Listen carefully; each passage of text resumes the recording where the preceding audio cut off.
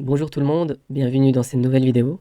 Aujourd'hui, nous allons étudier le traitement du post-infarctus à travers une simulation d'entretien avec ChatGPT. Alors qu'est-ce qu'un infarctus du myocarde? Il s'agit de la destruction du muscle cardiaque suite à une insuffisance ou un blocage total de l'approvisionnement en sang du muscle cardiaque. L'expression infarctus du myocarde est composée du terme latin infarctus et du terme grec myocarde. Alors, infarctus provient du verbe infercire qui signifie fourrer dans remplir. Le terme myocarde est composé du mot grec ancien mus qui signifie muscle et du mot grec ancien cardia qui signifie cœur. Il y a différents types d'infarctus du myocarde. Ici, je vous présente l'infarctus du myocarde avec élévation du segment ST. Je vous expliquerai plus loin qu'est-ce qu'une élévation du segment ST. Alors, qu'est-ce que le post-infarctus? C'est ce qui va nous intéresser en fait dans cette vidéo. C'est la situation médicale après un infarctus du myocarde. Mais tout d'abord, nous allons voir qu'est-ce qu'un infarctus du myocarde. On appelle infarctus du myocarde aussi syndrome coronarien aigu avec sus-décalage du segment ST. Alors, il s'agit d'une obstruction totale et persistante de certaines artères coronaires. Cette obstruction provoque un blocage de l'approvisionnement en sang du muscle cardiaque. Le muscle cardiaque n'est alors plus approvisionné en oxygène. On appelle cette condition une ischémie cardiaque. Cela a pour conséquence une nécrose du muscle cardiaque, c'est-à-dire une destruction du muscle cardiaque, qui peut être plus ou moins étendue. Lorsque le muscle cardiaque est détruit, il y a une élévation de marqueurs cardiaques dans le sang. Ces marqueurs cardiaques sont la troponine 1 ou troponine T et la créatine kinase abrégée CK. Cette destruction du muscle cardiaque a pour conséquence une altération de la contraction du ventricule gauche du cœur et donc cela a pour conséquence des troubles du rythme cardiaque. Et de cette façon, le cœur pompe moins bien le sang, ce qui est une insuffisance cardiaque. Alors ici, vous avez une représentation du cœur. Ici, vous voyez l'épicarde, qui est la couche externe du muscle cardiaque. Le myocarde, qui est le muscle cardiaque, la partie la plus large. Et vous avez l'endocarde qui tapisse l'intérieur des ventricules et qui est la couche interne donc, du muscle cardiaque. Le cœur fonctionne grâce à une sorte de système électrique. Ce système est appelé système de conduction cardiaque ou système cardionecteur. Il faut savoir que l'activité du cœur est indépendante du système nerveux parce que le cœur est constitué de cellules cardionectrices qui ont une activité électrique spontanée. Cependant, l'activité du cœur est tout de même influencée par le système nerveux autonome. Le système nerveux autonome est une partie du système nerveux périphérique qui contrôle les fonctions internes de l'organisme de façon automatique et involontaire. Alors le système cardionecteur est composé de cellules cardionectrices non contractiles. Ce ne sont pas des cellules musculaires. Ce sont des cellules qui ont une activité électrique spontanée et qui produisent un influx qui permet la contraction des cellules musculaires du cœur. Alors les cardiomyocytes se contractent parce que l'influx produit par les cellules cardionectrices modifie la répartition des charges électriques au niveau de la membrane des cardiomyocytes. Donc, les cardiomyocytes, ce sont des cellules musculaires cardiaques. Alors ces cellules musculaires du cœur peuvent ainsi répondre à l'influx électrique provenant des cellules cardionectrices. Les cellules musculaires du cœur, donc les cardiomyocytes, peuvent également propager l'influx électrique aux autres cardiomyocytes. Grâce à cela, les cardiomyocytes peuvent propager l'influx jusque dans le reste du cœur. Et le cœur se contracte d'un seul bloc. Alors c'est la circulation des ions d'un cardiomyocyte à un autre qui permet cette propagation de l'activité électrique dans tout le cœur. Alors, pour rappel, les ions sont des atomes ou des molécules qui ont une charge électrique positive ou négatives. Et il y a des ions qui sont importants au niveau du cœur. Il s'agit des ions sodium, Na+, des ions calcium, Ca2+, et des ions potassium, K+. Alors ici, vous avez une représentation du système cardionecteur du cœur. Vous voyez qu'il est composé du nœud sinusal, qui est très important ici, parce qu'il est à l'origine des influx. On appelle aussi le nœud sinusal le pacemaker du cœur, parce que c'est lui qui donne le rythme au cœur. Alors l'influx est diffusé dans tout le reste du cœur, d'abord au niveau des oreillettes. Alors il y a les fibres interatriales qui permettent à l'influx de passer dans l'oreillette gauche. Et vous avez les fibres internodales qui permettent de relier le nœud sinusal au nœud auriculo-ventriculaire. Comme son nom l'indique, le nœud auriculo-ventriculaire permet de faire la jonction entre les oreillettes du cœur et les ventricules. Ensuite, l'influx poursuit son chemin à travers les branches du faisceau de His. Il y a les branches gauches, ici en rouge, et la branche droite du faisceau de His. Et ensuite, l'influx poursuit son chemin dans les fibres de Purkinje.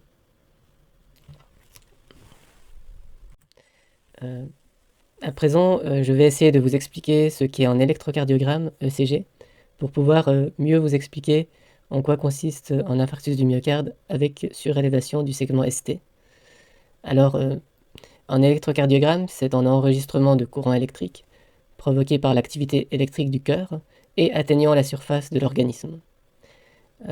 Ces courants électriques provoqués par l'activité électrique du cœur atteignent la surface de l'organisme, donc la peau, en passant par les liquides conducteurs de l'organisme. Il faut savoir qu'il y a donc une activité électrique au niveau du cœur et que cela est dû au fait que les cellules cardiaques possèdent un potentiel de membrane. Qu'est-ce qu'un potentiel de membrane des cellules cardiaques? Alors, c'est un potentiel qui est créé grâce à une différence de concentration des ions de chaque côté de la membrane des cellules cardiaques. Donc le potentiel de membrane, c'est une différence en fait de potentiel électrochimique entre les deux faces des membranes. Alors une différence de potentiel, donc c'est une quantité d'énergie nécessaire pour déplacer une charge électrique d'un endroit à un autre dans une solution.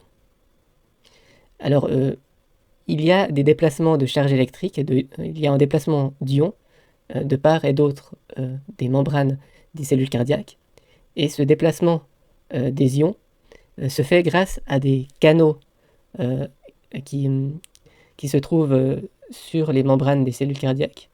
Ce sont des canaux qui permettent de faire entrer ou sortir des ions, et ces déplacements d'ions permettent de créer des influx électriques qui conduisent à la contraction du cœur. Alors lorsque l'on enregistre l'activité, lorsque l'on enregistre un électrocardiogramme, en fait, on enregistre l'activité électrique globale et non pas l'activité de cellules individuelles. Et on parle alors, lorsqu'on parle de l'activité électrique du cœur, on parle de dépolarisation et de repolarisation du cœur. Lorsque les cellules cardiaques sont au repos, la membrane de ces cellules est polarisée avec un potentiel de membrane négatif. Un potentiel de membrane négatif, c'est un potentiel de membrane au repos. Le potentiel de membrane est négatif parce qu'il y a un excès de charge négative au niveau de la face interne de la membrane des cellules cardiaques. Alors, de façon spontanée, cette membrane va se dépolariser. Donc les cellules cardiaques vont se dépolariser, donc leur membrane sera donc moins polarisée qu'au repos. Donc le potentiel de membrane va être moins négatif, ça veut dire qu'il va augmenter en fait. Ça c'est grâce à l'entrée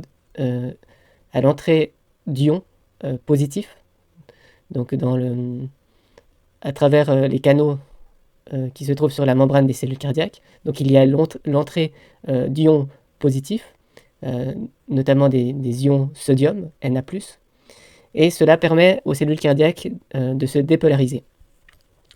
Alors ensuite, une fois qu'il y aura une phase de dépolarisation, une fois cette phase terminée, il y aura une repolarisation des cellules cardiaques. Et le potentiel de membrane donc revient au potentiel de repos, c'est-à-dire à un potentiel de membrane négatif. Alors voilà, et cela permet de faire des cycles, en fait, de courant électrique. Et je ne vais pas rentrer dans les détails, mais il faut savoir que la dépolarisation des cellules cardiaques permet la production, en fait, d'un potentiel d'action, donc d'un influx, voilà, qui va donc ouais, se propager. Il faut savoir qu'il y a 12 dérivations de l'ECG. Alors, il y a des tracés des courants électriques enregistrés. Ces tracés varient en fonction de la position des électrodes placées sur le corps humain. En tout, on place 12 électrodes qui permettent d'obtenir 12 tracés et donc 12 dérivations. On place 6 électrodes au niveau des membres ou de la périphérie. Alors, il y a différentes dérivations. Dérivation 1, qui correspond à la différence de potentiel entre les deux bras. Il y a la dérivation 2, qui est la différence de potentiel entre le bras droit et la jambe gauche. Il y a aussi la dérivation 3, qui correspond à la différence de potentiel entre le bras gauche et la jambe gauche. On appelle ces dérivations des dérivations bipolaires, parce qu'elles résultent en fait d'une mesure entre deux électrodes. Ensuite, il y a des dérivations unipolaires, la dérivation AVR, qui est le potentiel atteignant le bras droit, la dérivation AVL, qui est le potentiel atteignant le bras gauche, et la dérivation AVF, qui est le potentiel atteignant la jambe gauche. Alors, il y a aussi des dérivations au niveau du cœur, donc 6 électrodes sont placées au niveau du cœur, qui permettent d'obtenir 6 dérivations unipolaires, V1, V2, V3, V4, V5 et V6. Il faut savoir que l'électrode placée sur la jambe droite correspond à la Terre et n'enregistre rien. Ici, vous avez la représentation d'un ECG normal.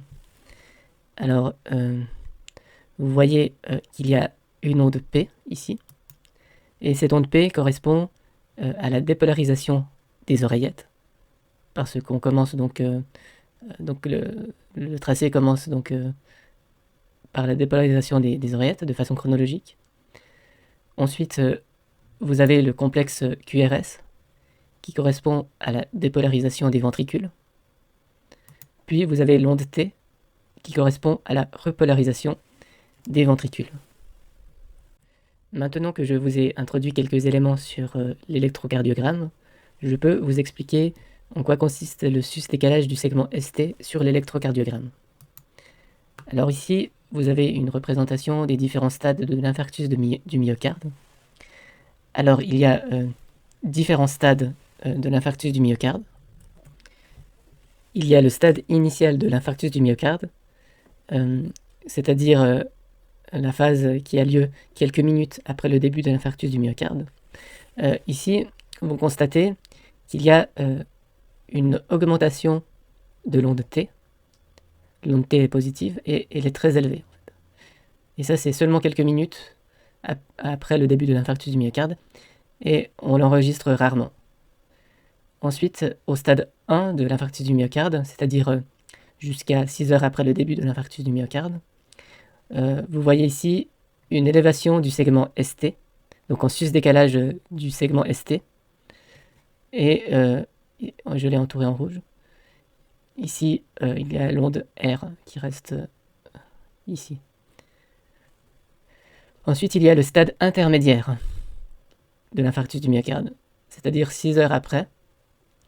Et ici, vous constatez qu'il y a toujours un sus-décalage du segment ST. Il y a par contre une inversion de l'onde T ici. Donc l'onde T devient négative et l'onde R a diminué d'amplitude. L'onde Q commence à apparaître, à se creuser. Il s'agit de la nécrose en fait du muscle cardiaque. Lors du stade 2, alors, c'est-à-dire après plusieurs jours, l'onde Q de nécrose est accentuée et il y a toujours cette inversion de l'onde T. Par contre, le segment ST semble être normalisé. Et au stade 3, l'onde Q persiste, l'onde R diminue, et il y a l'onde T qui semble se normaliser ici. Alors, le sus-décalage du segment ST a lieu lorsqu'on a une ischémie transmurale, qui est représentée ici. Donc c'est toute la largeur du muscle cardiaque, du myocarde, qui est touchée. Je vous avais dit qu'il y avait différents types d'infarctus du myocarde. À présent, je vous présente un infarctus du myocarde sans élévation du segment ST. Alors dans ce cas, il y a également nécrose du muscle cardiaque, élévation de marqueurs cardiaques dans le sang comme la troponine 1 ou la troponine T, et la créatine kinase CK. Par contre, sur le CG, il n'y a pas d'élévation du segment ST. Il y a des modifications possibles de l'ECG, comme une dépression du segment ST et une inversion de l'onde T. Ici, vous avez un exemple d'infarctus du myocarde sans élévation du segment ST. Ici, vous avez une ischémie sous-endocardique, c'est-à-dire que la zone qui est touchée se situe juste en dessous de l'endocarde et n'est pas transmurale. Donc, la zone touchée ne prend pas toute la largeur du myocarde. Et vous voyez dans ce cas que l'électrocardiogramme ne montre pas qu'il y a une élévation du segment ST, mais au contraire une dépression du segment ST. Une des causes courantes de l'infarctus du myocarde est l'obstruction des artères coronaires. Alors les artères coronaires sont des artères qui alimentent le cœur en éléments nutritifs et en oxygène. Alors sur l'illustration ici en haut à droite, vous voyez les artères coronaires, donc ici en rouge. Alors les dépôts de graisse sur les parois des artères coronaires peuvent former une plaque de graisse que l'on appelle également plaque d'athérome. Ces dépôts de graisse se produisent notamment lorsque le taux de cholestérol dans le sang est élevé. Alors ces plaques de graisse peuvent conduire à un durcissement et à un rétrécissement des artères coronaires. On parle alors de maladie coronarienne. Alors ici vous avez une illustration des plaques d'athérome, des plaques de graisse, qui se déposent dans les artères. Et lorsqu'il y a une fissuration d'une plaque d'athérome, alors il peut se produire localement la coagulation du sang. Et de cette façon, un caillot de sang peut se former. Ce caillot de sang est appelé thrombus. Ce thrombus peut bloquer localement la circulation du sang et de cette façon provoquer un infarctus du myocarde. Il est important de connaître les symptômes de l'infarctus du myocarde.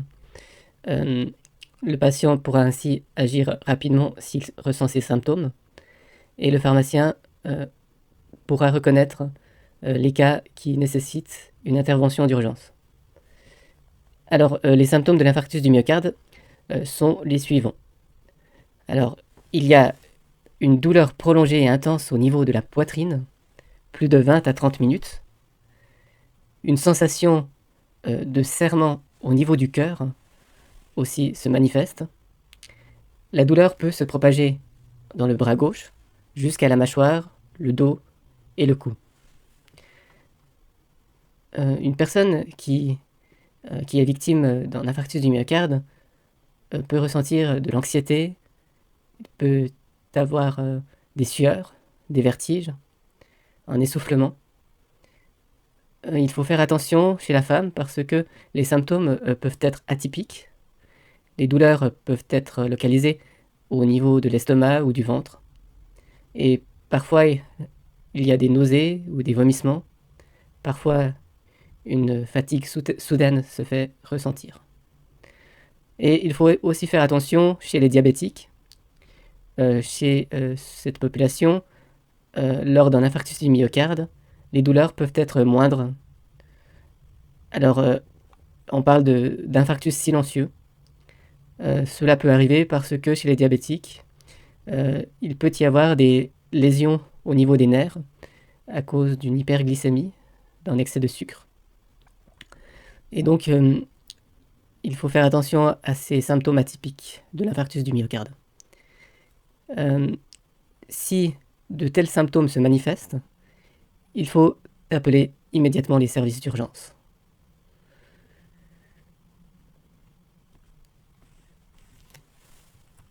À présent, nous allons nous intéresser au traitement du post-infarctus. Alors, après un infarctus du myocarde, la prise en charge doit se poursuivre. Le pharmacien d'officine doit valider des ordonnances de sortie d'hôpital de patients qui ont été hospitalisés pour un infarctus du myocarde. Ces patients doivent poursuivre un traitement afin d'augmenter les chances de survie, d'éviter une récidive, de prendre en charge les complications et de se réadapter socialement et professionnellement. Sur cette slide, vous voyez les médicaments les plus couramment utilisés dans le traitement du post-infarctus. Il y a d'abord la double antiagrégation plaquettaire. On donne de l'aspirine de 75 à 160 mg par jour. Donc ce sont de très petites doses d'aspirine qui ont un effet antiagrégant plaquettaire. Et on associe généralement un autre antiagrégant plaquettaire d'une autre classe, soit de la classe des antagonistes irréversibles des récepteurs P2Y12, comme le clopidogrel ou le prasugrel, soit un antagoniste réversible des récepteurs P2Y12, comme le ticagrelor.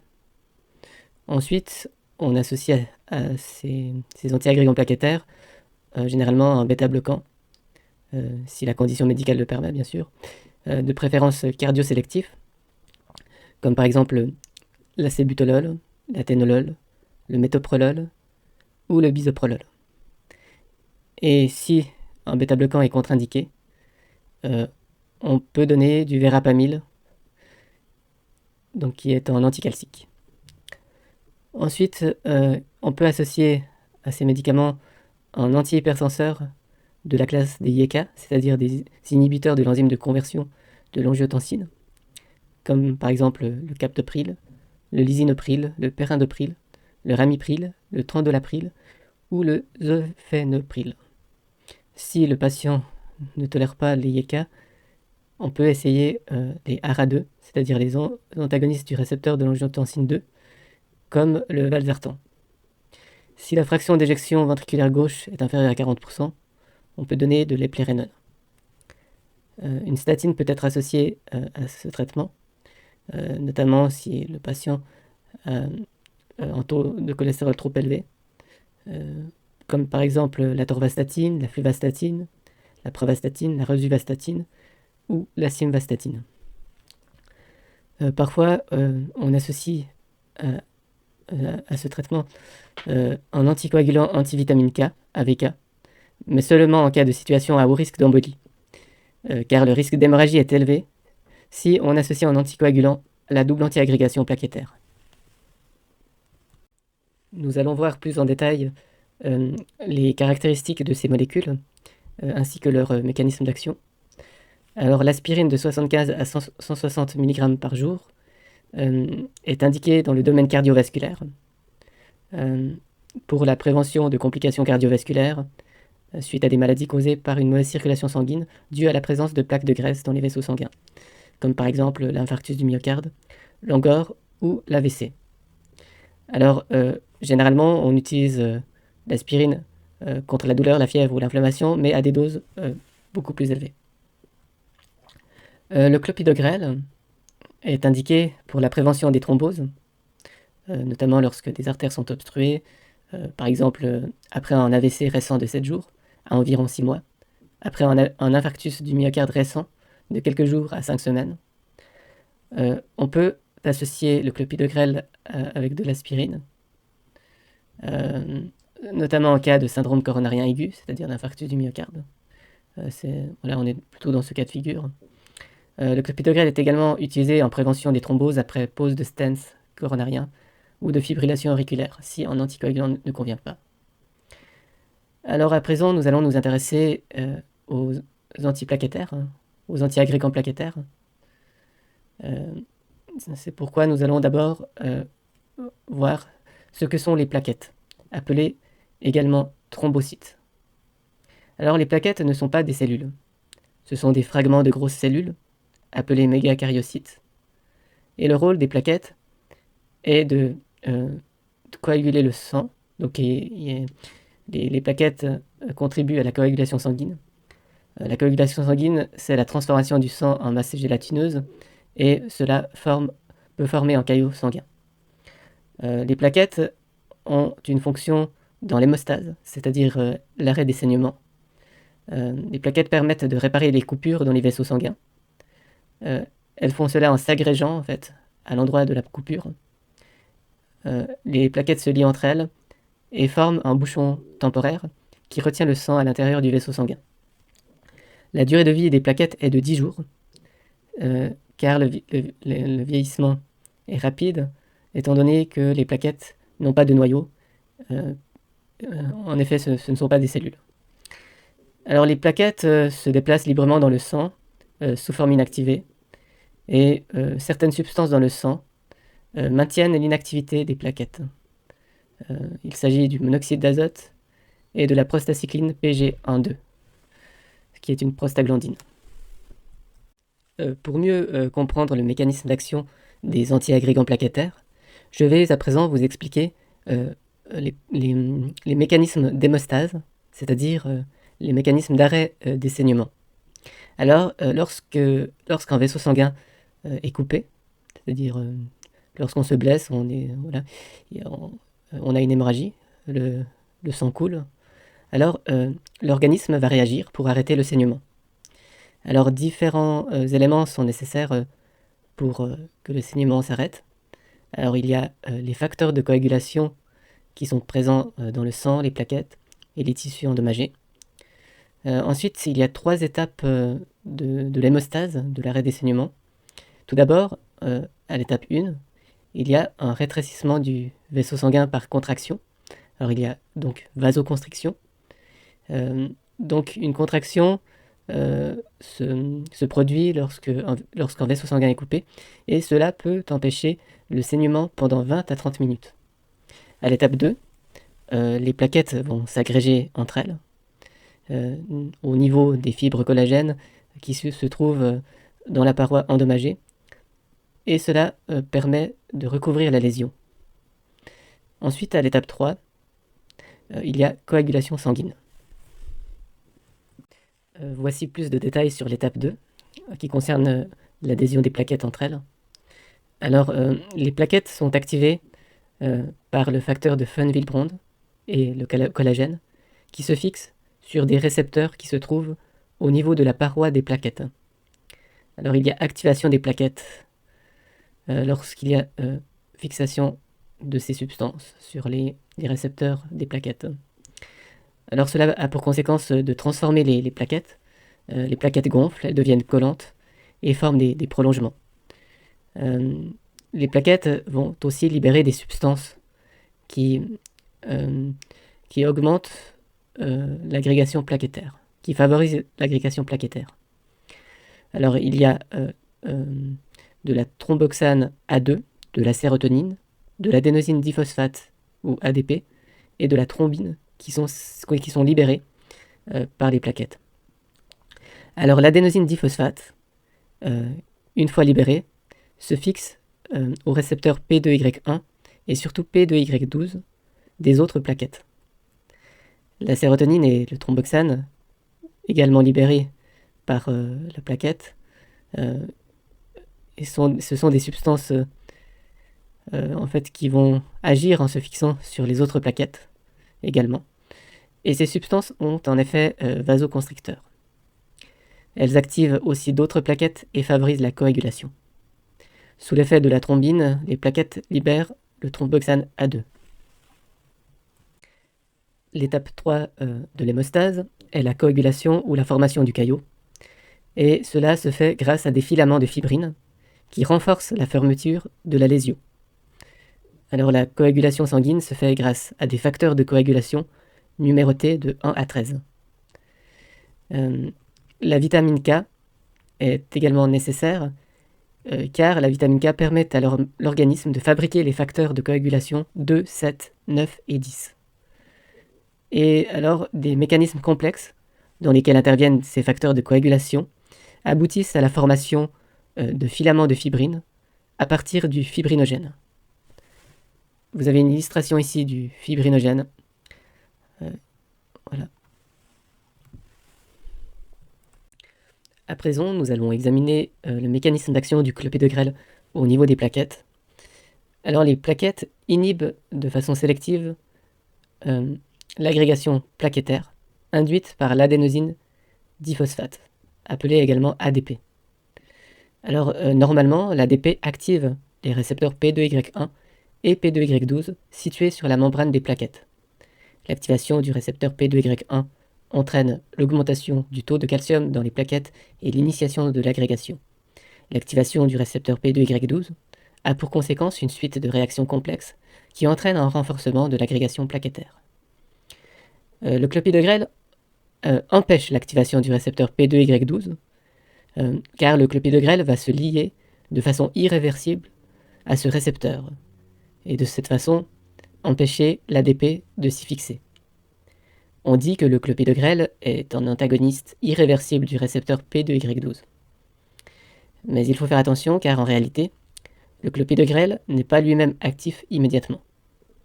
Il doit d'abord être transformé dans le foie par le cytochrome CYP2C19 avant de pouvoir se lier au récepteur P2Y12. Cela a une importance lorsque l'on analyse les interactions avec d'autres médicaments, car certains médicaments peuvent inhiber le cytochrome CYP2C19, par exemple. Et si ce cytochrome est inhibé, alors le clopidogrel ne pourra pas être transformé en sa forme active. L'activité du clopidogrel persiste 7 à 10 jours après l'arrêt du traitement. Alors cela est important de le noter, car il y a toujours un risque de saignement, même après avoir arrêté le clopidogrel. Cette activité persiste car le clopidogrel a une activité irréversible. Alors ici, vous avez une illustration de l'activation des plaquettes ou de l'agrégation plaquettaire. Alors c'est assez complexe. Alors je vais vous expliquer 2-3 éléments de ce schéma. Donc ici, vous avez des cellules endothéliales du vaisseau sanguin. Ici, nous nous trouvons à l'extérieur du vaisseau sanguin. Et une brèche vasculaire, donc c'est faite ici. Donc on voit qu'il manque des cellules endothéliales ici. Et donc le sang peut s'échapper par là, en fait. Parce que là, on est à l'intérieur du vaisseau sanguin, et ici, on est à l'extérieur. Lorsqu'il y a une brèche vasculaire, le facteur de von Willebrand et le collagène vont se fixer sur ces récepteurs des plaquettes. Alors ici, c'est une plaquette, donc cette forme patatoïde ici. Et cette autre patatoïde ici est une autre plaquette. Et donc ces deux substances vont se fixer à ces deux récepteurs, et cela va activer donc l'agrégation plaquettaire. Il va y avoir une transformation du phospholipide membranaire en acide arachidonique, puis en prostaglandine H2, et enfin en thromboxane qui va être libéré, et le thromboxane A2 va se fixer sur un récepteur de l'autre plaquette, ce qui va contribuer à l'activation de l'autre plaquette. Du fibrinogène va être fixé ici, donc entre ces deux récepteurs, GP2B, 3A, et cela permet de fixer les plaquettes entre elles, d'agréger les plaquettes entre elles. De plus, il y aura une dégranulation de la plaquette, ici. Les granules contenus dans les plaquettes renferment différentes substances, l'ADP, la sérotonine, 5-HT c'est la sérotonine, et la thrombine. Alors l'ADP va se fixer sur les récepteurs P2Y12 et P2Y1, comme nous l'avons vu. Alors cela illustre donc ce que j'ai dit auparavant. Et cela va donc activer cette plaquette qui va aussi dégranuler et donner les mêmes substances en fait. Quant à la sérotonine et la thrombine, la sérotonine va se fixer sur ce récepteur et la thrombine sur les récepteurs PAR4 et PAR1. Ici, vous avez le métabolite actif du clopidogrel, grêle, c'est-à-dire la forme active du clopidogrel. Il s'agit d'un thiométabolite et il va agir au niveau du récepteur P2Y12.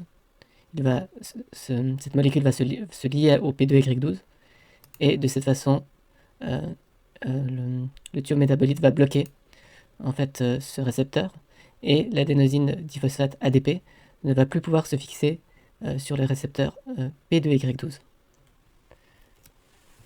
Alors cela a pour conséquence donc d'empêcher de faire parvenir le signal à l'autre plaquette. Donc cette plaquette ne va pas pouvoir s'agréger à l'autre plaquette. Donc cela a un effet anti-agrégant plaquettaire.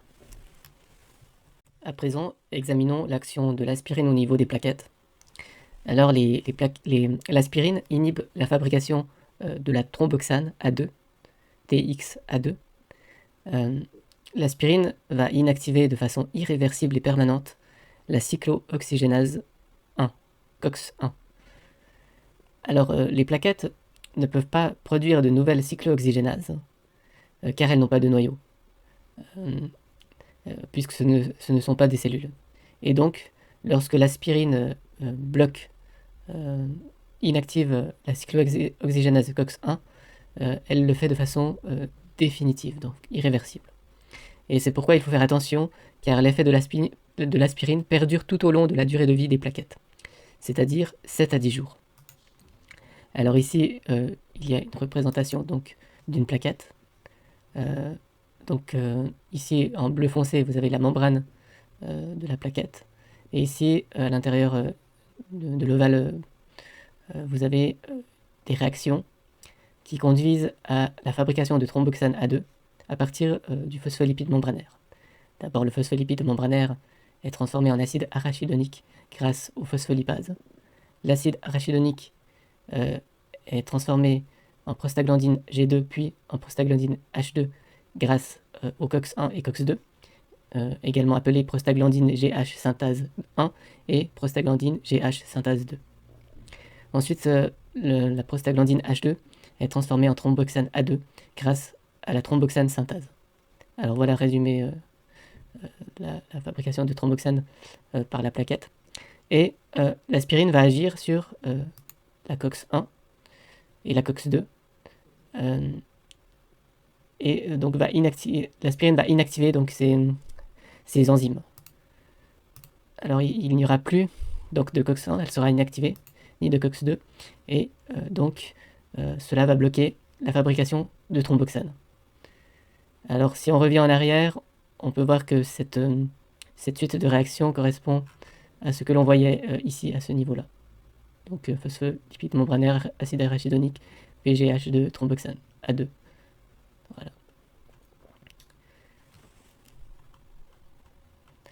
Tac. À présent, nous allons examiner le mécanisme d'action des bêta-bloquants.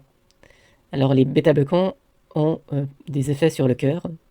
Ils diminuent la capacité des cellules musculaires du cœur à se contracter.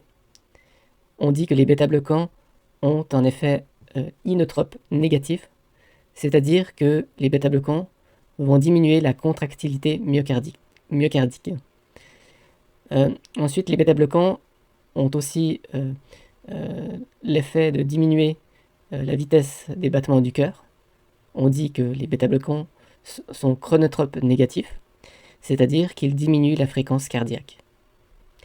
Les bêta-bloquants ralentissent aussi la conduction auriculo-ventriculaire.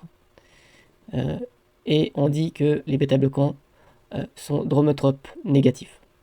Ensuite, les bêta-bloquants diminuent l'excitabilité cardiaque et on dit qu'ils sont batmotropes négatifs. Alors, il y a des conséquences lorsque l'on utilise les bêta-bloquants. D'abord, les bêta-bloquants permettent de diminuer le débit cardiaque. Ils diminuent aussi la pression artérielle. et il diminue les besoins en oxygène du muscle cardiaque. Et cela est bénéfique, notamment en cas de maladie coronarienne. Il soulage donc la charge du cœur. Alors, maintenant passons donc au mécanisme d'action des bêta-bloquants. Tout d'abord, il faut savoir que l'adrénaline et la noradrénaline sont des neurotransmetteurs qui ont pour effet de stimuler, entre autres, les récepteurs bêta-1 qui se trouvent sur les cellules musculaires du cœur. Ces deux substances provoquent une accélération du rythme cardiaque, une augmentation de la force de contraction du cœur et une augmentation de la pression artérielle. Alors les bêta-bloquants vont justement agir pour empêcher l'adrénaline et la noradrénaline de se fixer sur les récepteurs bêta-1. De ce fait, il diminue le rythme cardiaque, la force de contraction du cœur et la pression artérielle. On a vu précédemment que la fréquence cardiaque est régulée par le système nerveux autonome. Le système nerveux autonome est une partie du système nerveux périphérique liée aux organes internes, dont le cœur. Il fonctionne indépendamment de la volonté d'une personne et il contrôle de nombreuses activités inconscientes du corps humain, comme par exemple le rythme cardiaque. On distingue le système nerveux autonome du système nerveux somatique. Le système nerveux somatique, lui, est lié au contrôle volontaire des mouvements du corps. Ensuite, on peut diviser le système nerveux autonome en deux parties, la partie sympathique et la partie parasympathique. La partie sympathique est activée lorsqu'une personne veut fuir en danger, lorsqu'il y a en danger, ou lorsqu'il veut combattre, en fait. Donc le système sympathique et du système nerveux autonome va faire, lorsqu'il est activé, va faire en sorte d'activer en fait les mouvements de l'organisme, les mouvements musculaires. Et il y aura donc, je vais l'expliquer un peu plus loin, je pense. Pour l'instant, il faut savoir que, voilà, que ça va libérer de l'énergie pour le système nerveux sympathique va libérer de l'énergie plutôt pour fuir ou pour combattre. Voilà. Et la partie parasympathique du système nerveux autonome va avoir un effet contraire et va plutôt, disons, activer tout ce qui est digestif, par exemple, etc. Et voilà donc une représentation des divisions du système nerveux. Je ne vais pas entrer dans les détails, il faut juste voir qu'il y a le système nerveux central, le système nerveux périphérique, il y a des connexions entre les deux. Il y a une voie sensitive, une voie motrice du système nerveux périphérique. La voie motrice se divise en système nerveux somatique et système nerveux autonome. Et le système nerveux autonome, comme on l'a vu, se divise en système nerveux sympathique et système nerveux parasympathique. Ici, vous avez la représentation des nerfs autonomes. Et le système nerveux sympathique se trouve dans la moelle épinière, tandis que le système nerveux parasympathique, le centre nerveux parasympathique se trouve dans le bulbe rachidien ici. Alors on voit les organes qui sont donc reliés au système nerveux sympathique et donc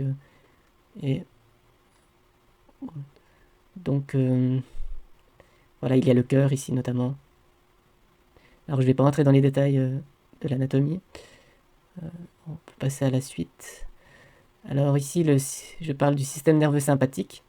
Donc il y a différents récepteurs qui activent en fait ce système nerveux sympathique. Il y a les récepteurs alpha 1, alpha 2, bêta 1, bêta 2 et bêta 3 qui sont situés sur la membrane plasmique des cellules. Et lorsqu'il y a activation du système nerveux sympathique, comme je l'ai dit précédemment, l'organisme va réagir de manière à avoir rapidement une activité plus élevée. Il y aura une augmentation de l'activité de l'organisme pour fuir ou pour combattre, comme je l'ai déjà dit. Donc il y aura une augmentation de l'activité des muscles squelettiques. Il va y avoir une augmentation de l'apport en oxygène et en éléments énergétiques. Le rythme cardiaque va s'accélérer et la force de contraction du cœur va augmenter. Et cela se fait notamment par l'intermédiaire des récepteurs bêta 1. Donc ça c'est important de retenir. Donc les récepteurs bêta-1, lorsqu'ils sont activés, augmentent le rythme cardiaque et augmentent également la force de contraction du cœur. Ainsi, la pression artérielle va aussi augmenter. Cela permet une meilleure irrigation des muscles par la circulation sanguine. Lorsque le système nerveux sympathique est activé, il y a aussi une diminution de l'irrigation des organes de la digestion qui sont activés par les récepteurs alpha-1, un ralentissement du péristaltisme qui sont régulés par les récepteurs bêta-2. Il y a aussi une contraction des muscles des sphincters contrôlés par les récepteurs alpha. Il y a une libération du glucose stocké dans le foie lorsque le système nerveux sympathique, car le glucose est important pour donner de l'énergie aux cellules. Donc cette libération est contrôlée par les récepteurs bêta-2. Il y a une libération de graisse du tissu adipeux, cellules graisseuses, et cette libération de graisse est contrôlée par les récepteurs bêta-1, bêta-2 et bêta-3. Il est aussi intéressant de remarquer que l'activation du système nerveux sympathique entraîne une dilatation des bronches, donc cela va augmenter l'apport en oxygène. La personne respire plus d'oxygène et cela est contrôlé par les récepteurs bêta-2. Alors ça c'est important de connaître ça parce que en fait il faut faire attention lorsque l'on administre des bêta-bloquants à des personnes asthmatiques, parce que si on bloque les récepteurs bêta-2, alors ça peut provoquer des spasmes bronchiques et des bronchospasmes, donc ça peut contracter les bronches et provoquer des crises d'asthme. Donc c'est pourquoi on va essayer d'utiliser des bêta-bloquants cardiosélectifs qui vont bloquer principalement les récepteurs bêta-1. Ensuite, l'activation du système nerveux sympathique peut provoquer des sueurs qui sont contrôlées par les récepteurs muscariniques M3. Ici, vous avez une représentation de l'action de la noradrénaline sur une cellule musculaire cardiaque en cardiomyocyte. Vous voyez donc ici la membrane plasmique d'un cardiomyocyte qui est dessinée ici. Ici, vous avez le fluide extracellulaire, donc ça veut dire que c'est le fluide qui se trouve à l'extérieur de la cellule. Et ici, vous avez l'intérieur de la cellule, donc le cytoplasme. Et la noradrénaline donc, va se fixer sur le récepteur bêta-1 adrénergique qui est ici. Et une fois que ce récepteur sera activé par la noradrénaline, il va transmettre l'activité à la protéine G. Donc c'est une protéine G qui va transmettre l'information à l'intérieur de la cellule. Il s'agit de la transduction du signal. Et cela va activer l'adénylate cyclase, qui est une enzyme membranaire qui favorise la production d'AMP cyclique à partir d'ATP. Alors vous avez ici l'ATP, donc l'ATP c'est l'adénosine triphosphate, qui est une molécule qui donne des groupes phosphates. C'est une molécule que l'on trouve partout dans l'organisme, une molécule énergétique qui joue un rôle dans les mécanismes intracellulaires, notamment ici où l'ATP donc, est transformé en AMP cyclique, adénosine monophosphate cyclique. L'adénosine monophosphate cyclique, CAMP, est une molécule intermédiaire qui a 2 groupes phosphates en moins par rapport à l'ATP. Donc cette réaction consiste à faire perdre à l'ATP 2 groupes phosphates. Alors ici, vous avez une représentation moléculaire de l'ATP. Vous voyez qu'il y a 3 groupes phosphates ici. Et l'AMP cyclique n'a qu'un seul groupe phosphate. Donc il y a 2 groupes phosphates qui ont été enlevés en fait, de l'ATP. Et grâce à la protéine kinase, ces groupes phosphates vont être transportés. Mais la protéine kinase doit être activée, car elle se trouve d'abord sous forme inactive. Et c'est l'AMP cyclique qui va activer donc, la protéine kinase. Donc on va passer d'une protéine kinase inactive ici à une protéine kinase active, qui va pouvoir transporter les groupes phosphates. qui sont représentés ici. Donc il y a un groupe phosphate qui va phosphoryler le canal calcique ici, et un autre groupe phosphate qui va phosphoryler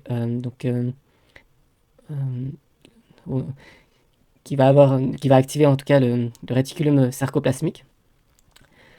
Le canal activé va laisser passer du calcium, et le réticulum sarcoplasmique, en fait, c'est un réseau de membranes qui forment des tubes ou des sacs présents dans les cellules musculaires.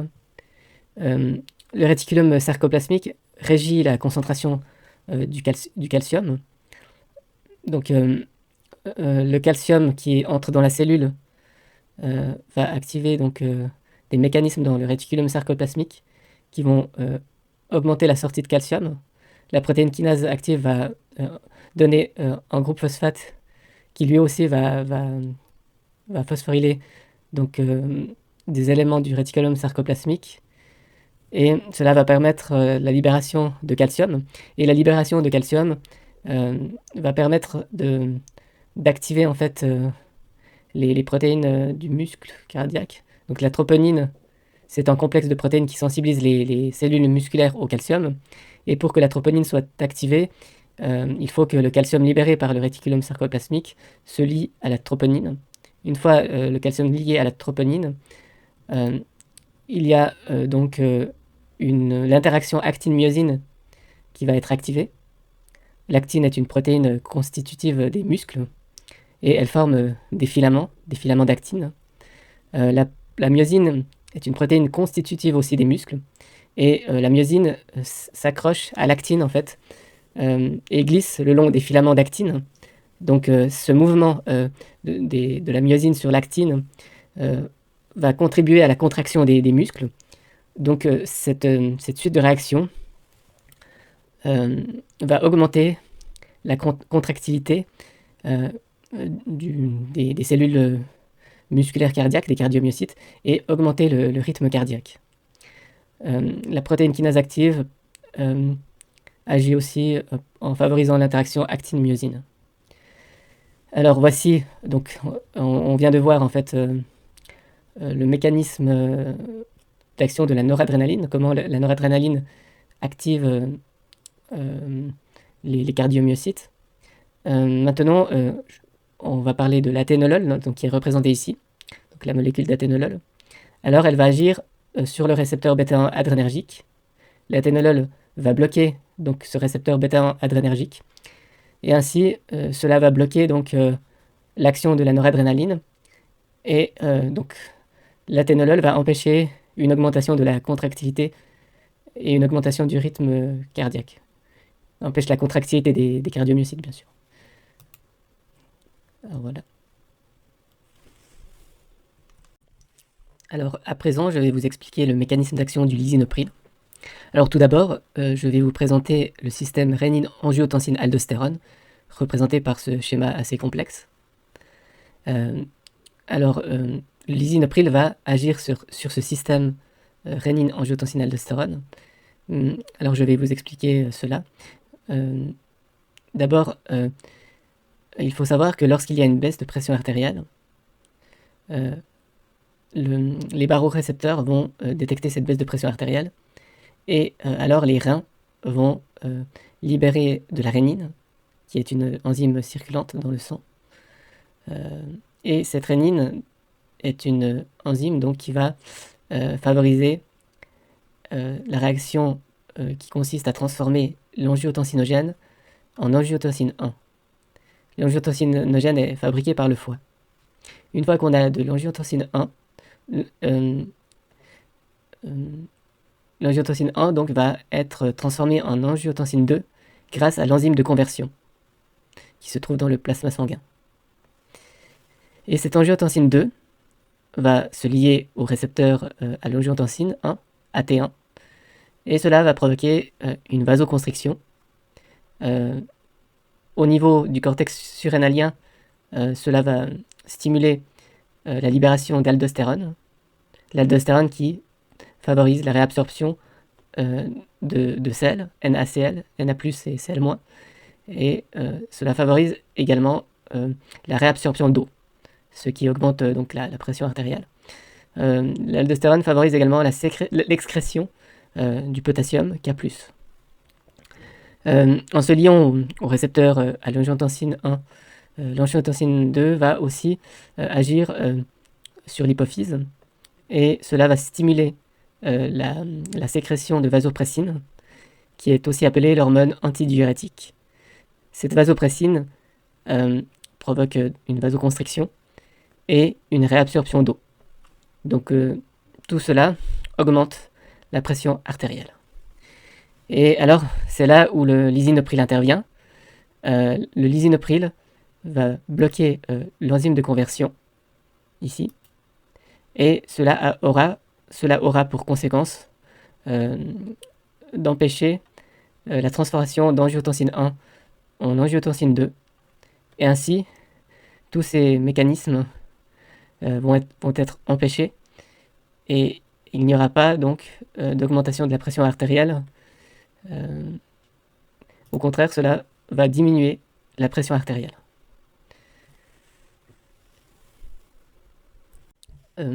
Alors j'ai ici résumé le mécanisme d'action de l'atorvastatine.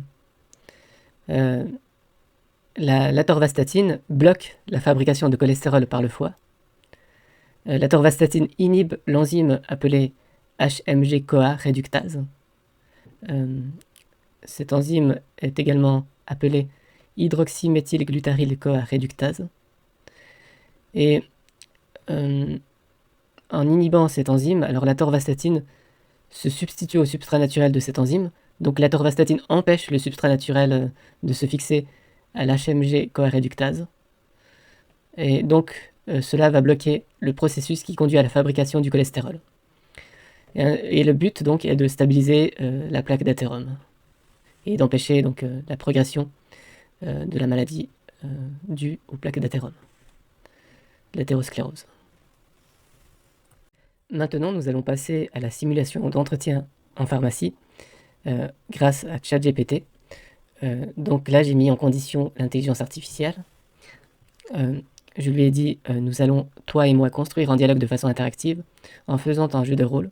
Dans ce dialogue, tu dois toujours jouer le rôle d'une patiente qui sort de l'hôpital après avoir été hospitalisée pour un infarctus du myocarde.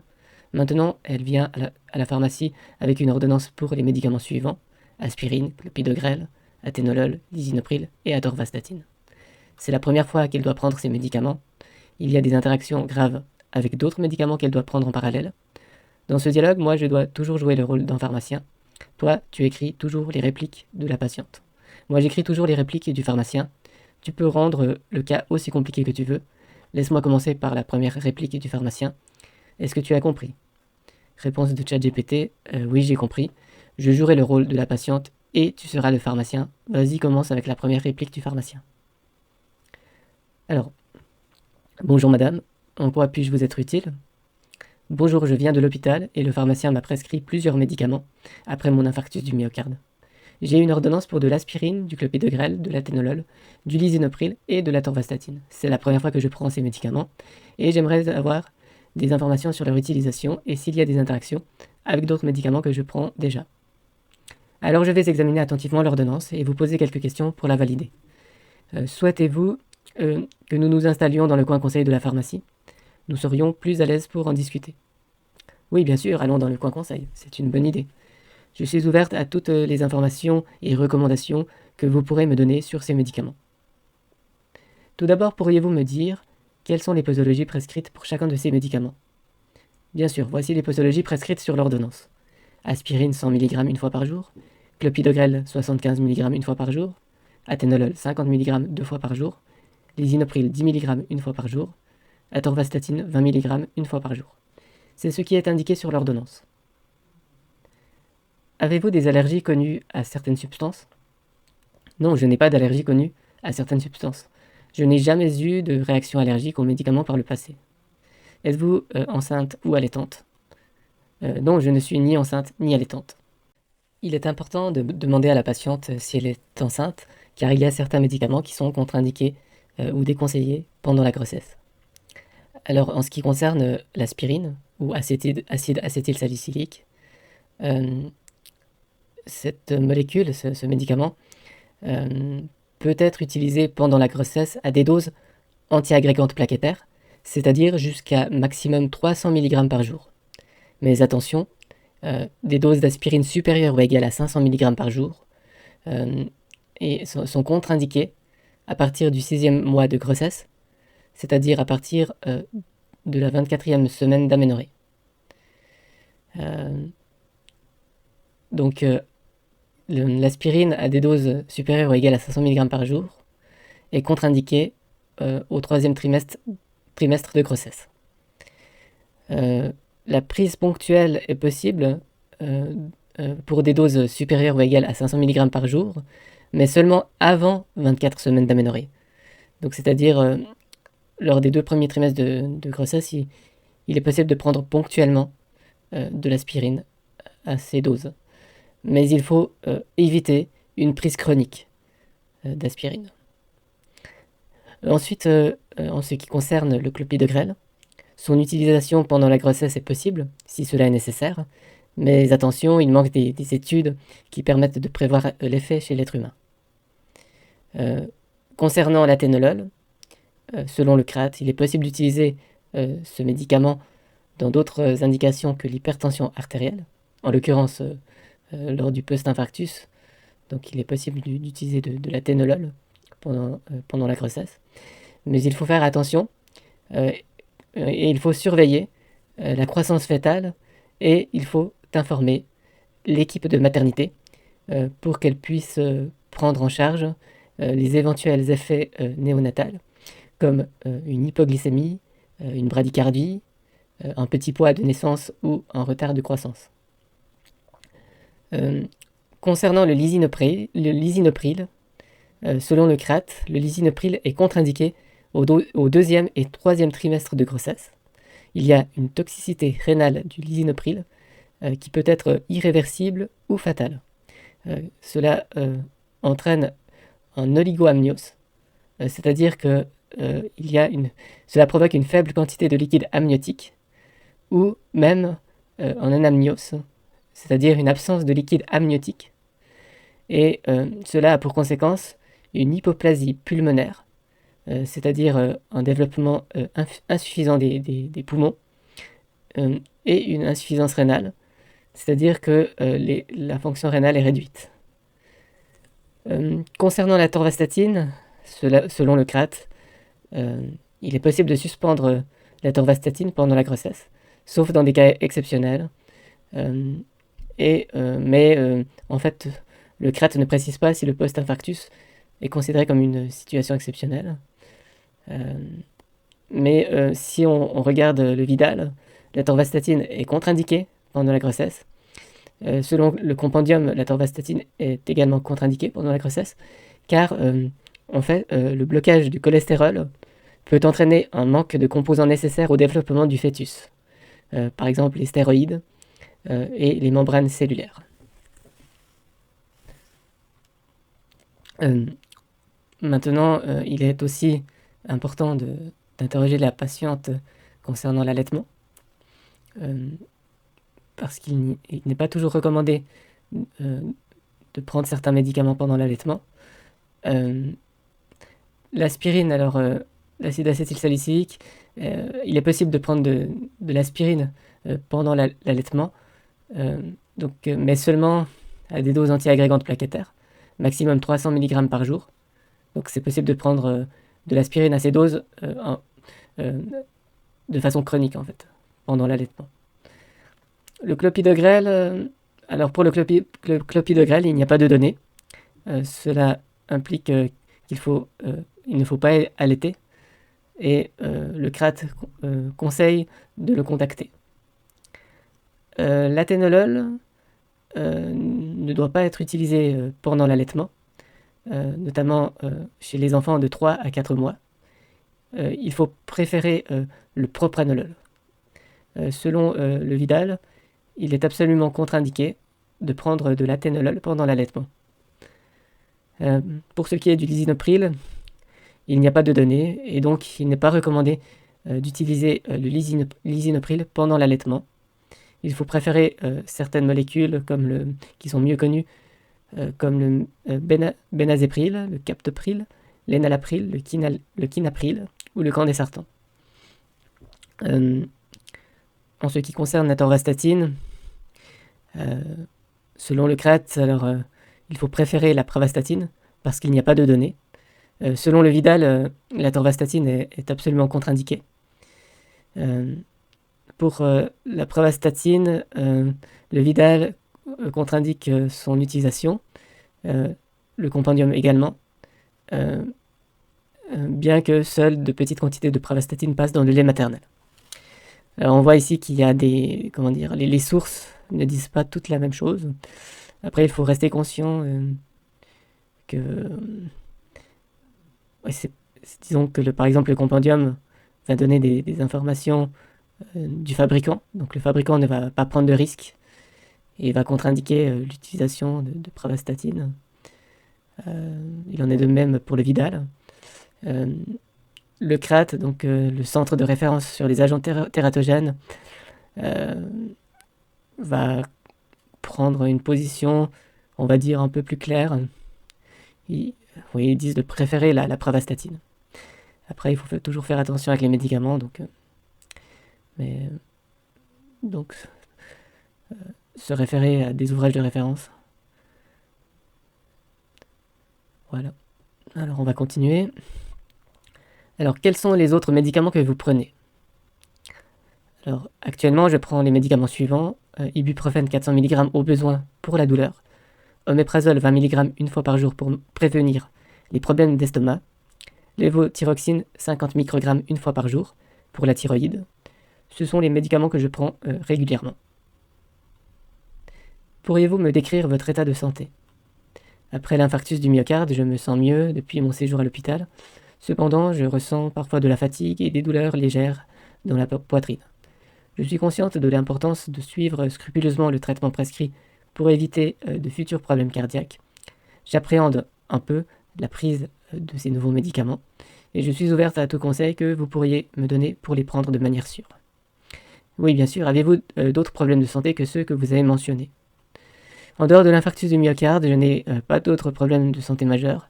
Cependant, je tiens à mentionner que j'ai une légère hypertension artérielle qui était probablement liée à la cause de l'infarctus.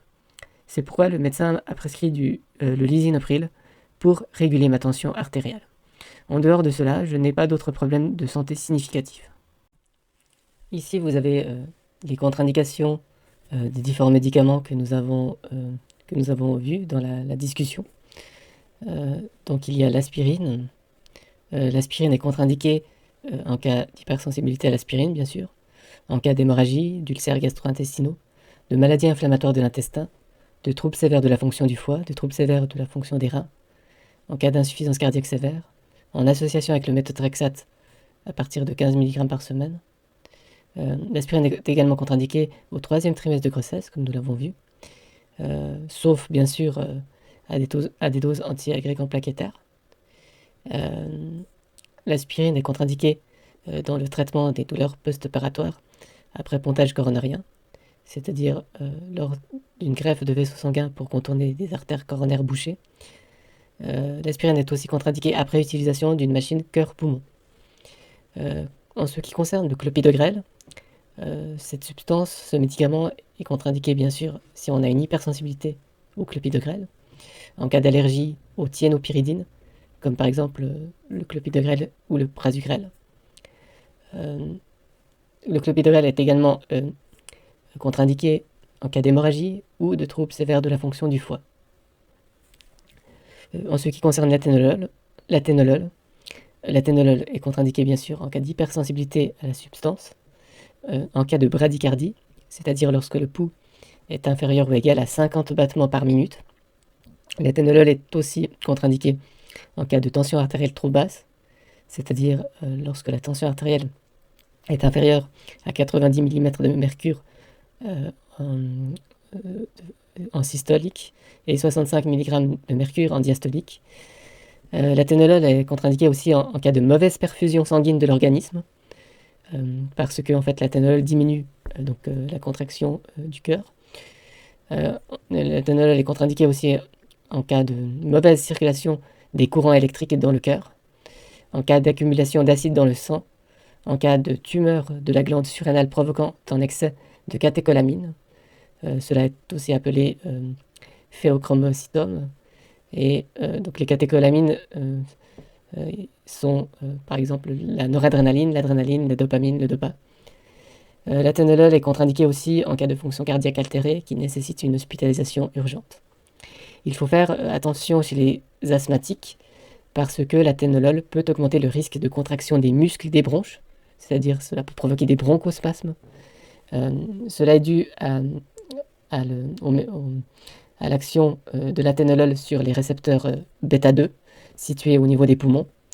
L'athénolol va bloquer non seulement les récepteurs bêta-1 au niveau du cœur, mais aussi, accessoirement, au niveau des récepteurs, il va bloquer aussi les récepteurs bêta-2 au niveau des poumons. Mais l'athénolol est un bêta-bloquant cardiosélectif, mais bien que l'athénolol soit cardiosélectif, il peut accessoirement bloquer les récepteurs bêta-2 au niveau des poumons. Alors, ce risque est limité donc avec les bêta-bloquants cardiosélectifs. Mais le risque est beaucoup plus élevé avec les bêta-bloquants non cardiosélectifs, comme le propranolol, le sotalol, le timolol, le labetalol et le carvedilol, etc. Alors, c'est pourquoi les bêta-bloquants non cardiosélectifs sont contre-indiqués chez les asthmatiques. Ici, alors, il y a les contre-indications du lisinopril et de la torvastatine. Alors, le lisinopril est contre-indiqué en cas d'hypersensibilité à la substance, en cas d'angio-œdème de grossesse, d'association avec un IECA, un inhibiteur de l'enzyme de conversion d'angiotensine, et d'un aliskirène, c'est-à-dire un inhibiteur de la rénine. Et cela en cas de diabète ou d'insuffisance rénale modérée. Et il est aussi contre-indiqué de prendre le lisinopril en association avec le sacubitril valsartan, la combinaison sacubitril-valsartan, ou bien le lisinopril est aussi contre-indiqué en association avec le racécadotril. Alors parce que en fait il y a un risque plus élevé d'angio-œdème. Les angio-œdèmes, donc ce sont des gonflements donc qui peuvent se réunir au niveau des muqueuses. Donc la langue va gonfler, ça peut provoquer des gonflements au niveau des voies respiratoires. Donc ça peut être dangereux parce que ça peut provoquer une suffocation, un étouffement. L'angio-œdème est gonflement des muqueuses et des tissus voisins. Ça peut toucher aussi les paupières, les lèvres, les joues, la langue, la région génitale. Et cela peut entraîner des troubles respiratoires. La torvastatine donc, est contre-indiquée en cas d'hypersensibilité à la substance, bien sûr, de pathologie active du foie. Donc il ne faut pas donner à des gens qui ont des problèmes de foie, il ne faut pas donner de la torvastatine. En cas de grossesse et d'allaitement, la torvastatine est contre-indiquée.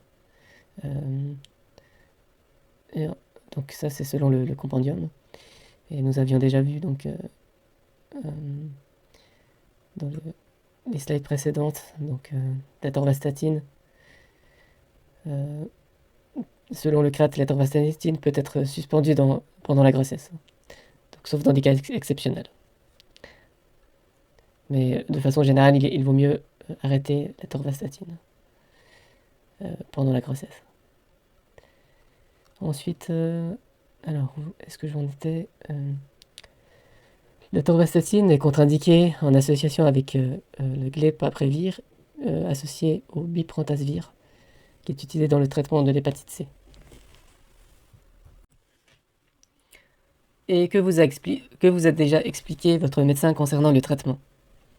Mon médecin m'a expliqué que le traitement que j'ai reçu vise à réduire le risque de nouveaux problèmes cardiaques. L'aspirine et le clopidogrel sont des antiagrégants plaquettaires qui aident à prévenir la formation de caillots sanguins. L'athénolol et le lisinopril sont des médicaments pour réguler la tension artérielle, tandis que la torvastatine est un médicament hypolipémiant qui vise à abaisser le taux de cholestérol. Il m'a également averti que certains de ces médicaments pourraient avoir des interactions avec d'autres médicaments, d'où ma visite ici pour obtenir plus d'informations à ce sujet. je veux m'assurer de prendre ces médicaments de manière sûre et efficace.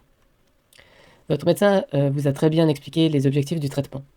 Il s'agit effectivement d'éviter un nouvel infarctus du myocarde ou d'autres complications cardiovasculaires. L'aspirine et le clopidogrel permettent effectivement d'éviter la formation de caillots sanguins. La torvastatine empêche la formation ou la croissance de plaques de graisse dans les vaisseaux sanguins, notamment au niveau du cœur. L'athénolol diminue la fréquence cardiaque et la tension artérielle et permet ainsi de soulager le cœur en réduisant sa charge de travail. Il en est de même pour le lisinopril qui diminue la tension artérielle. Alors, dans ce scénario, il y a des interactions possibles. Il y a l'interaction entre le clopidogrel et l'oméprazole. En effet, le clopidogrel a son efficacité diminuée lorsqu'il est associé à l'oméprazole, et cela a pour conséquence une augmentation du risque thrombotique. Il y a aussi une interaction du lévothyroxine avec l'oméprazole, car on fait l'augmentation du pH gastrique peut diminuer l'absorption de la lévothyroxine. Il y a aussi une interaction entre l'aspirine, le clopidogrel et l'ibuprofène. Il s'agit d'une interaction pharmacodynamique et cela peut provoquer un risque plus élevé d'hémorragie et aussi un risque plus élevé d'ulcère gastrique. Alors, en ce qui concerne l'interaction entre le clopidogrel et l'oméprazole, alors pourquoi il y a une interaction entre ces deux molécules? Alors, il faut savoir que pour être actif, le clopidogrel doit passer d'abord dans le foie. Et dans le foie, il y a 3 cytochromes qui participent à la transformation du clopidogrel en 2-oxoclopidogrel. Alors, ces 3 cytochromes sont le CYP2C19, le CYP1A2 et le CYP2B6. Alors, toujours dans le foie, le 2-oxoclopidogrel est alors transformé en une molécule active. Il s'agit du métabolite actif du clopidogrel. Et donc, cette transformation se fait en passant par les cytochromes suivants, le CYP3A4, le CYP2B6, le CYP2C19 et le CYP2C9.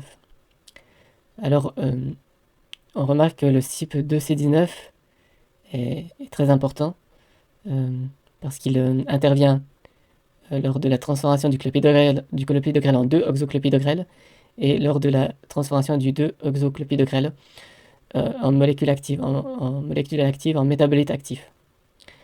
Alors remarquons que 85% du clopidogrel est transformé en une molécule inactive par les estérases du foie. Alors ici, vous avez une représentation donc, de ce qui se passe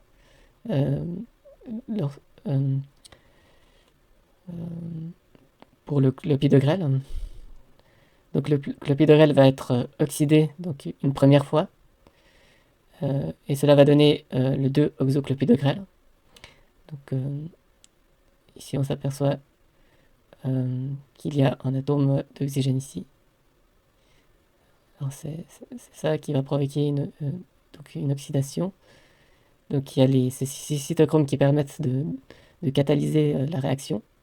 Il y a le CYP2C19, le CYP1A2 et le CYP2B6. Ensuite, le 2-oxoclopidogrel est transformé donc, par une réaction d'oxydation, donc une deuxième oxydation. Et ce 2-oxoclopidogrel est transformé en une molécule active. Donc ici, métabolite actif du clopidogrel. Okay, ici, on voit bien la rupture en fait ici du cycle avec l'apparition d'un groupe OH. Alors cette deuxième oxydation est catalysée par ces cytochromes, donc CYP3A4, CYP2B6, CYP2C19 et CYP2C9. Alors l'oméprazole va inhiber le CYP2C19 et donc il va agir ici et ici. Et donc cela va bloquer le CYP2C19 dans ces deux réactions. Et voilà. Alors, la conséquence de l'interaction de l'oméprazole clopidogrel est peut-être grave parce que en fait ça diminue l'efficacité du clopidogrel puisque en fait, lorsque l'oméprazole bloque ces cytochromes, alors le clopidogrel, il y aura une voilà, le clopidogrel ne sera plus métabolisé en métabolite actif, et donc ça va inactiver, donc ça va empêcher le clopidogrel de prendre sa forme active en fait. Bon, après, le clopidogrel pourra toujours être transformé par les autres cytochromes, mais en fait le CYP2C19 est le plus important. Donc il y a une augmentation du risque thrombotique, du risque de thrombose, de caillots sanguins qui se forment. Alors, en ce qui concerne les interactions, il y a effectivement une interaction potentielle entre le clopidogrel et l'oméprazole.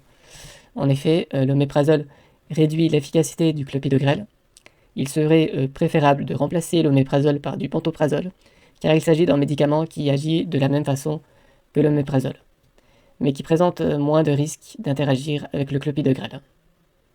Pour ce qui est de l'ibuprofène, il faut éviter de l'utiliser trop fréquemment, car il y a plus de risques de saignement avec l'aspirine et le clopidogrel. Il serait probablement moins risqué d'utiliser du paracétamol à la place de l'ibuprofène si votre état de santé le permet. Pour quelle douleur prenez-vous de l'ibuprofène ? Je prends de l'ibuprofène principalement en cas de douleurs légères, comme des maux de tête ou des douleurs musculaires. Cependant, si cela peut augmenter le risque de saignement en combinaison avec l'aspirine et le clopidogrel, je suis tout à fait disposé à explorer d'autres options. Le paracétamol serait-il une alternative sûre pour moi ?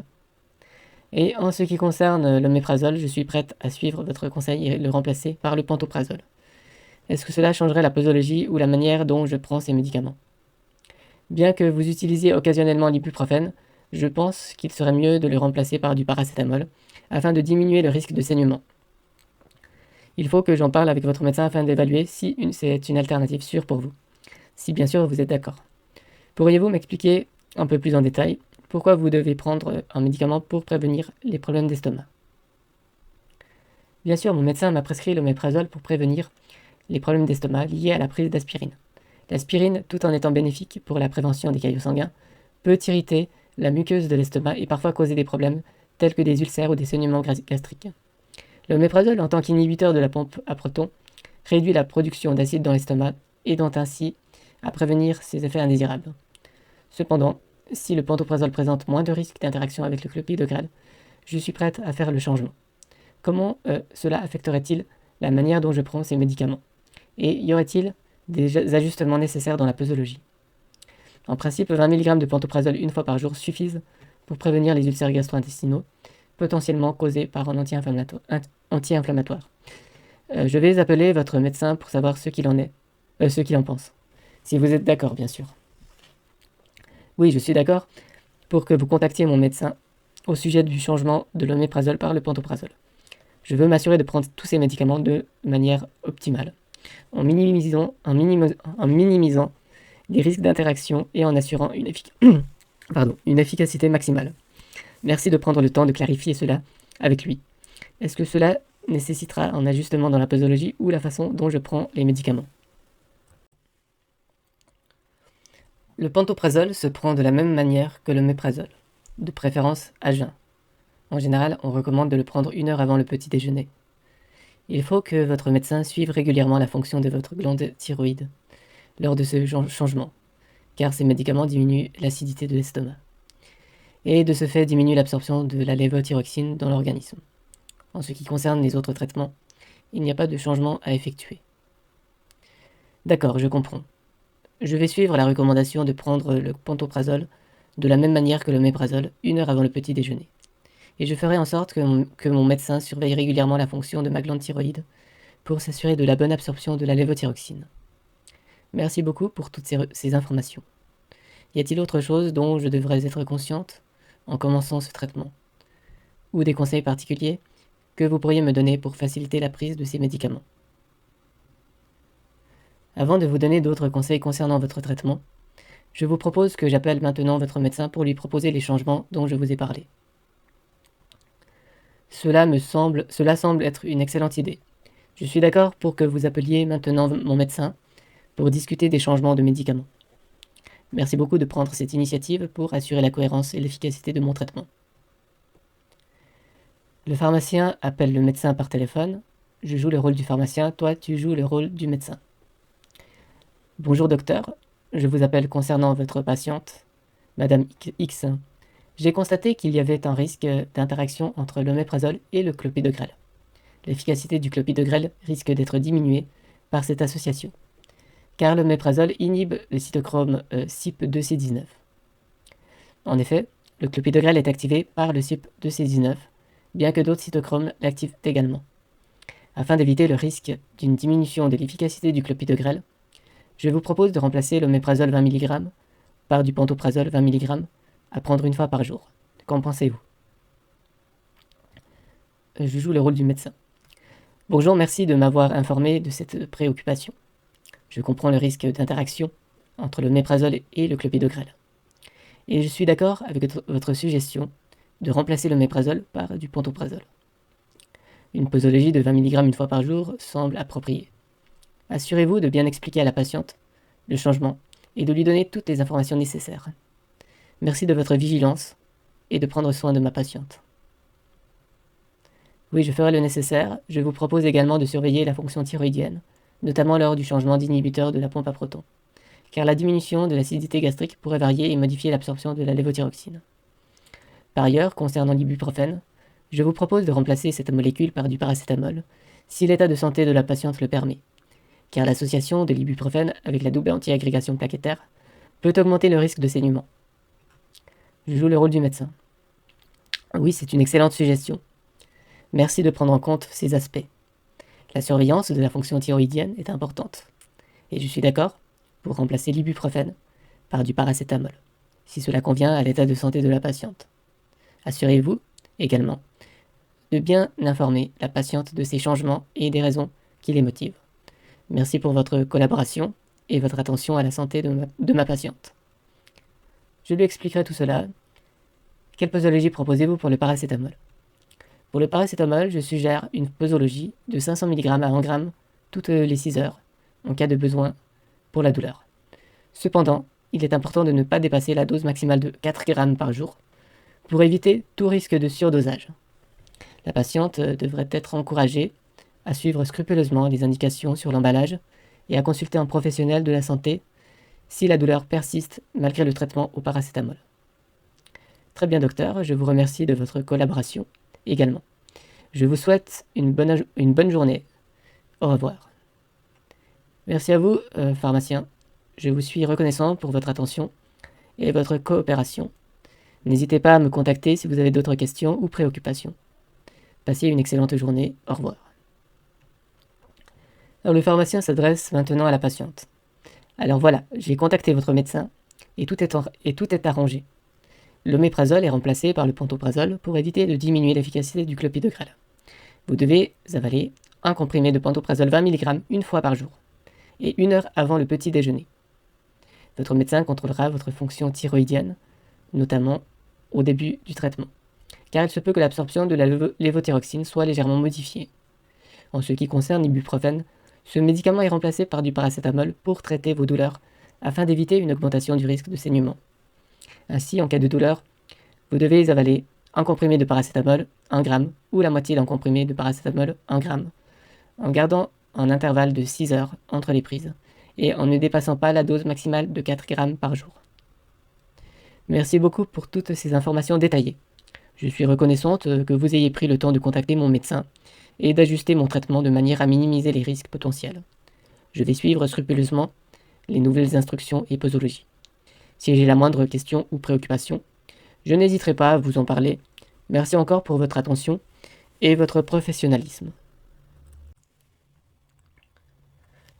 Concernant les autres traitements, vous devez avaler un comprimé d'aspirine 100 mg une fois par jour, au moins 30 minutes avant un repas. Toujours à la même heure, avec suffisamment d'eau, vous devez avaler un comprimé d'athénolol 50 mg matin et soir, toujours à la même heure, avant, pendant ou après les repas. Il faut respecter un intervalle de 12 heures entre chaque prise d'athénolol. Il faut faire attention à ne pas interrompre brutalement l'athénolol, car cela peut entraîner une accélération dangereuse du rythme cardiaque. Si pour une raison ou pour une autre vous souhaitez arrêter un traitement, contactez toujours votre médecin pour qu'il vous donne son avis. Concernant le lisinopril 10 mg, vous devez avaler un comprimé une fois par jour à la même heure, avec ou sans repas. Vous pouvez avaler un comprimé d'atorvastatine 20 mg une fois par jour. J'aurais une question à propos du clopidogrel. Est-ce que votre médecin vous a déjà administré une première dose importante de clopidogrel? Cette première dose doit être plus forte que les autres pour qu'il y ait rapidement suffisamment de médicaments dans le corps. On l'appelle dose de charge. Merci beaucoup pour ces instructions claires. Pour répondre à votre question, oui, mon médecin m'a administré une dose de charge de clopidogrel à l'hôpital, avant de me donner l'ordonnance pour ce médicament. Donc je suis au courant de cette première dose plus importante. Je vais suivre attentivement toutes les recommandations que vous venez de me donner concernant les autres médicaments. Si j'ai des questions supplémentaires, je n'hésiterai pas à vous les poser. Merci encore pour votre aide précieuse. D'accord. Alors, vous pouvez avaler un comprimé de clopidogrel 75 mg une fois par jour, toujours à la même heure, avec ou sans repas. En cas d'oubli, vous pouvez prendre la dose oubliée, à condition qu'il n'y ait pas plus de 12 heures qui se soient écoulées depuis l'oubli. Si plus de 12 heures se sont écoulées, il ne faut pas rattraper la dose et continuer le traitement selon le schéma habituel. Merci pour ces informations supplémentaires sur le clopidogrel. Je vais veiller à prendre la dose quotidienne, à la même heure, et à suivre les instructions en cas d'oubli. C'est rassurant de savoir que je peux compter sur vos conseils. Si toutefois une situation particulière se présente, je n'hésiterai pas à vous consulter. Merci encore pour votre assistance précieuse. Est-ce que vous allez réussir à suivre le traitement?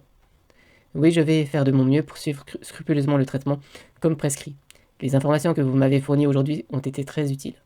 Et je me sens mieux informé sur la manière de prendre ces médicaments de manière sûre et efficace.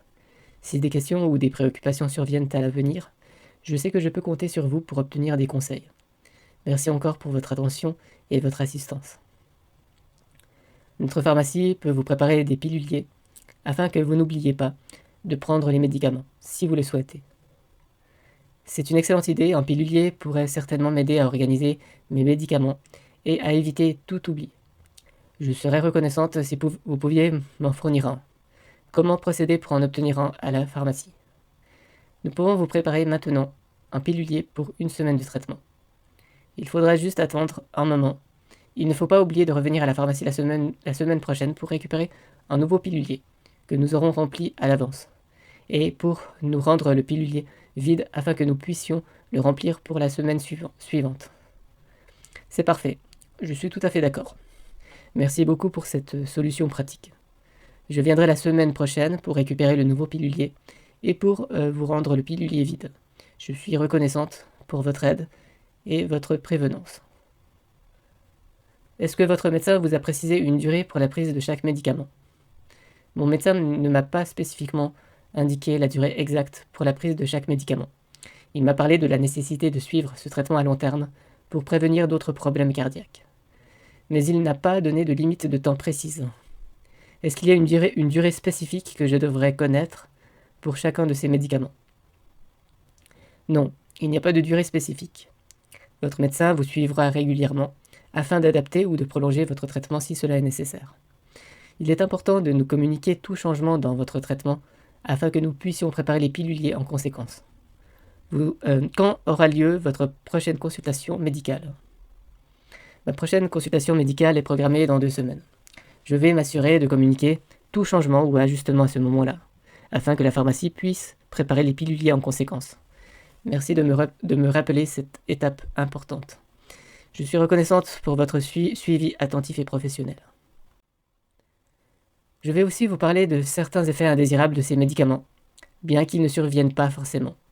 Avec l'aspirine et le clopidogrel, il faut rester attentif aux éventuels signes de saignement, comme par exemple des selles noires, des urines rougeâtres, des hématomes, c'est-à-dire des bleus, qui apparaissent spontanément sans forcément une cause apparente, des saignements de nez et au niveau des gencives, de la fatigue ou un teint pâle. Si ces symptômes apparaissent, contactez immédiatement votre médecin. Avec l'athénolol et le lisinopril, il faut faire attention, en particulier aux symptômes de surdosage, tels que des vertiges, des étourdissements, des mains et des pieds froids ou bleuâtres, car cela peut être le signe d'une tension artérielle trop basse. Une fatigue intense, des essoufflements lors d'efforts physiques modérés peuvent arriver si votre cœur bat trop lentement. Je vous recommande de contacter immédiatement votre médecin si vous ressentez de tels symptômes. Vous pouvez aussi boire quelque chose de sucré et manger quelque chose de salé. La torvastatine peut, dans de très rares cas, provoquer une destruction des muscles. C'est pourquoi il est important de signaler rapidement à votre médecin tout signe de douleur musculaire inexpliquée, afin de prendre immédiatement les mesures nécessaires pour que l'état des muscles ne s'aggrave pas. Le lisinopril peut provoquer une toux sèche. Dans ce cas, contactez votre médecin, car il existe une alternative courante au lisinopril qui permet d'éviter cet effet indésirable. Il peut parfois arriver que le lisinopril provoque des gonflements au niveau des voies respiratoires. Contactez immédiatement votre médecin si cela se produit. Si d'autres effets indésirables se manifestent, contactez notre pharmacie ou votre médecin selon la gravité des symptômes. Est-ce que votre médecin vous a conseillé de surveiller votre pression artérielle et votre rythme cardiaque au moyen d'un tensiomètre? Mon médecin ne m'a pas spécifiquement conseillé de surveiller ma pression artérielle et mon rythme cardiaque au moyen d'un tensiomètre, mais cela semble être une mesure importante à prendre en compte. Pensez-vous que je devrais acquérir un tensiomètre pour surveiller régulièrement ma tension artérielle à la maison, étant donné les médicaments que je prends? Oui, je pense que ce serait une bonne chose. Vous pouvez demander à votre médecin de vous prêter un tensiomètre. D'accord, je vais en parler à mon médecin lors de ma prochaine consultation. Avoir un tensiomètre à la maison me permettra de surveiller régulièrement ma tension artérielle, surtout avec les médicaments que je prends. Mais merci de me donner cette recommandation. Si j'ai d'autres questions ou préoccupations, je n'hésiterai pas à vous les faire savoir. Je peux aussi vous donner quelques conseils non médicamenteux pour améliorer votre état de santé. Par exemple, je vous recommande de manger équilibré, en mangeant des fruits et des légumes, et en évitant de manger trop gras, trop salé et trop sucré. En général, on recommande de consommer au maximum 6 grammes de sel par jour. Pratiquer une activité physique douce et régulière est important. Évitez les sports intenses ou violents. Discutez avec votre médecin quel sport est adapté à votre condition physique. En général, une marche d'au moins 30 minutes par jour est recommandée. Il faut éviter de fumer ou boire de l'alcool ou de commencer. Essayez aussi de vous relaxer en faisant par exemple des exercices de respiration ou en pratiquant une activité qui vous plaît. Ces conseils sont très précieux et je les prends très au sérieux. Je vais certainement adopter un mode de vie plus sain en suivant ces recommandations. Manger équilibré, pratiquer une activité physique douce et régulière, et prendre des moments pour me relaxer seront des objectifs que je m'efforcerai d'atteindre. Merci de prendre le temps de me prodiguer ces conseils non médicamenteux qui contribueront à améliorer ma santé globale. Si vous avez d'autres suggestions ou recommandations, je suis tout oui. Il est important de prendre régulièrement vos médicaments afin d'éviter une récidive ou une aggravation de votre état de santé. Si des signes d'aggravation apparaissent, comme par exemple l'apparition d'essoufflement lorsque vous faites une activité physique modérée telle que la marche, de gonflement au niveau des jambes ou d'une fatigue intense, contactez votre médecin car cela peut être le signe que votre cœur ne pompe pas le sang de façon optimale. Si une douleur intense ou une sensation forte de serrement au niveau du cœur ou quelquefois au niveau de l'estomac apparaît avec des difficultés à respirer, des sueurs, des nausées, une fatigue soudaine, des battements irréguliers du cœur, il peut s'agir d'un infarctus du myocarde. Les douleurs peuvent se prolonger aussi dans le bras gauche et jusque dans la mâchoire. Si de tels symptômes apparaissent, contactez immédiatement les services d'urgence. Merci beaucoup pour ces informations cruciales. Je prends note de tous les signes d'aggravation ou d'urgence que vous avez mentionnés. Si jamais je ressens l'un de ces symptômes, je contacterai immédiatement mon médecin ou les services d'urgence selon la gravité de la situation. La vigilance à l'égard de ces signaux est essentielle pour assurer ma sécurité et ma santé. Merci de m'avoir informé de manière aussi complète. Avez-vous des questions ou des préoccupations? Pour le moment, je n'ai pas d'autres questions ou préoccupations. Vous m'avez fourni des informations très complètes et des conseils utiles. Je me sens mieux informé sur mon traitement et les mesures à prendre pour maintenir ma santé. Si quelque chose survient à l'avenir, je n'hésiterai pas à vous contacter. Merci beaucoup pour votre temps, votre professionnalisme et votre attention. Souhaitez-vous une brochure explicative sur l'infarctus du myocarde? Oui, une brochure explicative sur l'infarctus du myocarde serait très appréciée. Cela pourrait m'aider à comprendre davantage la condition et à reconnaître les signes d'urgence. Merci de me fournir cette ressource supplémentaire. Voici la brochure et voici votre semainier. Si vous avez des questions ou des inquiétudes, n'hésitez pas à contacter notre pharmacie. Merci infiniment pour la brochure et le semainier. Cela va grandement faciliter le suivi de mon traitement. Je n'hésiterai pas à vous contacter si des questions ou des inquiétudes surgissent. Votre assistance a été extrêmement utile et je vous en suis reconnaissante. Passez une excellente journée. Je vous en prie, merci. Passez également une excellente journée. Prenez soin de vous. Au revoir. Merci beaucoup, prenez soin de vous aussi. Au revoir. Et voilà. Alors la vidéo touche à sa fin. En tout cas, je vous remercie de l'avoir suivi. J'espère qu'elle vous a intéressé. Je sais qu'elle était un peu longue, mais il y avait quand même pas mal d'informations. Alors voilà, je vous souhaite en tout cas une excellente nouvelle année 2024. Et j'espère qu'on se retrouvera dans une nouvelle vidéo. Alors merci tout le monde. Au revoir, portez-vous bien, prenez soin de vous.